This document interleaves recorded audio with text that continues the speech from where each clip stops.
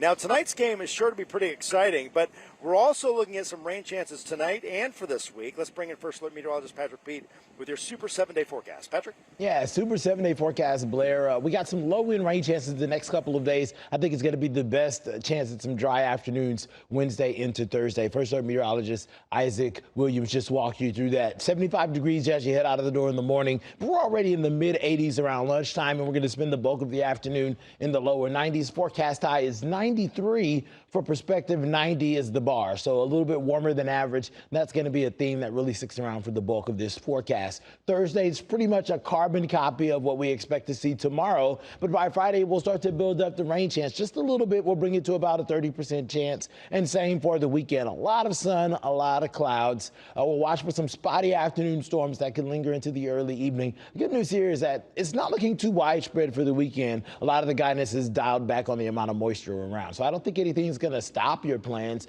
They just may interrupt them briefly, right? Have the First Alert weather app downloaded, and anytime any of these storms fire up near you, it'll tell you the lightning is 11.7 miles away and you can move indoors for a few minutes. Here's a look at the 4 o'clock hour. A couple of spotty showers and storms around. We'll see that moisture return as we head into Saturday afternoon, and a similar type setup as we head into Sunday. Nothing that's overwhelming, but something that you at least need to watch the skies for. Temperatures trend into the lower 90s for the weekend, so slightly cooler temperatures there, but we start to warm back up early next week. Highs back up to 95, scorching 95 by next Tuesday. Also keeping an eye on the tropics. Nothing actively forming right now, but this area of low pressure is gradually moving towards the Gulf of Mexico, and right now the National Hurricane Center giving it about a 40% chance of development.